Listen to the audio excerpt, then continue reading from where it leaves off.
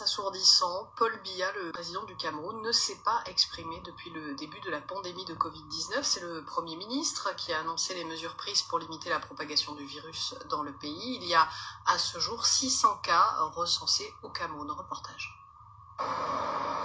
À la une, un homme invisible, Paul Biya, un des rares chefs d'État au monde n'ayant fait aucune apparition publique depuis le 11 mars, date du début officiel de la pandémie du Covid-19.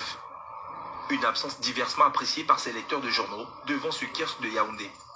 Nous avons vu par exemple dans d'autres pays où les chefs d'État étaient vraiment présents devant leur population, mais nous sommes déçus de voir que notre chef d'État est absent. Comme c'est le père, il prend son temps. Le moment peut-être pour lui n'est pas encore arrivé pour voir ses enfants, mais je crois qu'il est en train de se préparer.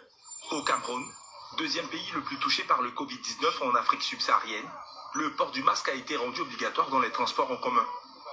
D'après les autorités, la riposte au virus est pilotée par le palais présidentiel, sur instruction du président de 87 ans, dont la dernière image diffusée remonte à un mois et dont le dernier discours à son peuple date du 11 février.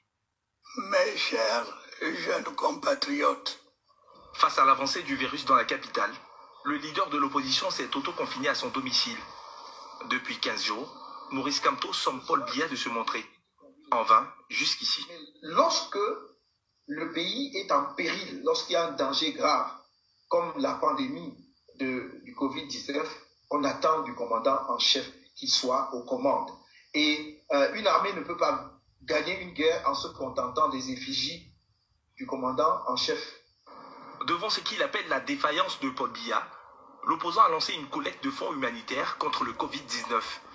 Un appel aux dons, aussitôt déclaré illégal par le gouvernement. Dès lors que le chef de l'État a tracé le chemin, ceux qui veulent piétiner nos lois, ils vont nous trouver sur leur chemin. Nous avons demandé à M. Kamto d'arrêter cette activité. Nous avons d'ailleurs demandé à toutes les banques de clôturer les comptes. Tension politique sur fond de crise sanitaire, avec dans tous les esprits la succession d'un président qui règne depuis 38 ans. Le président américain a promis